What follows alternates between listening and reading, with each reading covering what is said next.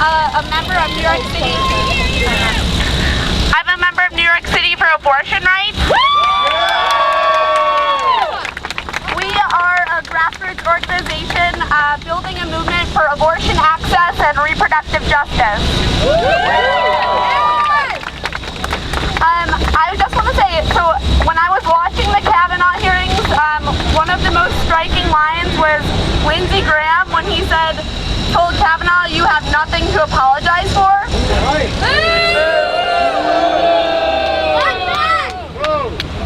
To me, what he was actually saying is, we know he's guilty and we don't care. That's because the Republicans do not care that about sexual assault at all. Sexual harassment and assault are about power and control of female-bodied people, queer people, and trans people. If Kavanaugh is confirmed, it won't be just an endorsement of his actions, but it will be an endorsement of male and state entitlement over women's bodies.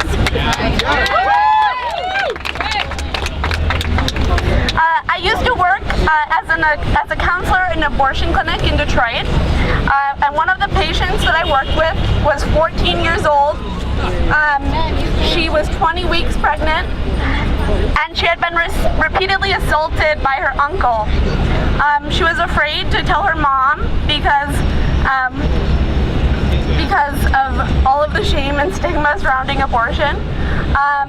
And her family was very poor, and the abortion was going to cost $2,000. In Michigan, Medicaid does not cover abortion, and so she had to wait 3 weeks to get a Medicaid exception to cover her abortion. I tell this story because I think it's an example of how pregnant people are being put on trial to determine whether or not they have the right to make decisions about their own bodies. That's right. This is an act of state violence, and it is already a reality. No one should have to tell a story of victimhood to receive fundamental health care.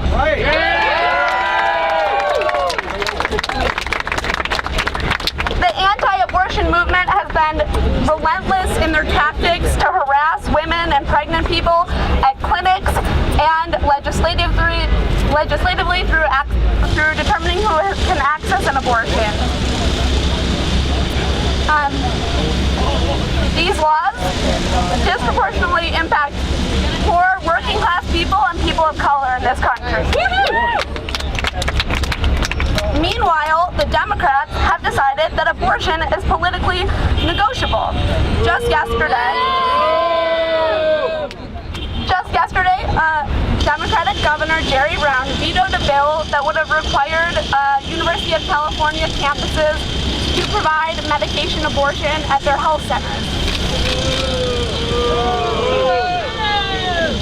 Liberal feminist organizations have followed suit and played defense, minimizing the importance of abortion care and citing it as only 3% of their services, or sending emails that declare that our bodies are on the line, but you can click here to donate or write your senator.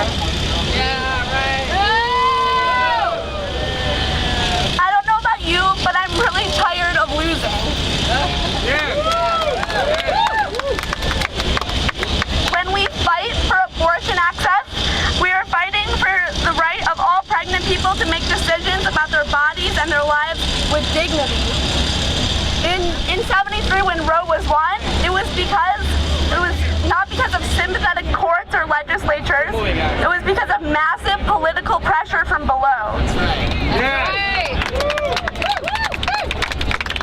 The Me Too movement has taught us that we don't have to stand for what is.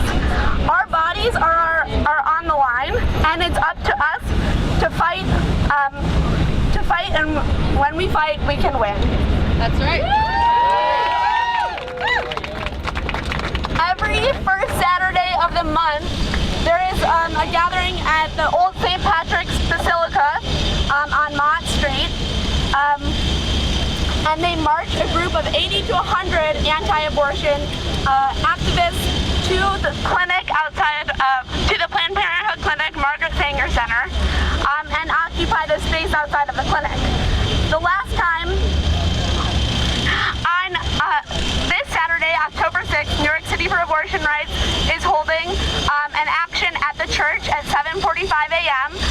To counter these bigots. The last time that we were there, one of them assaulted 3 of us.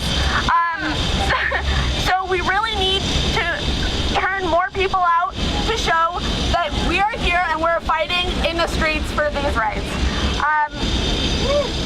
So 7:40 a.m. at Old St. Patrick's Basilica. Hope to see you there, and we'll be passing out flyers.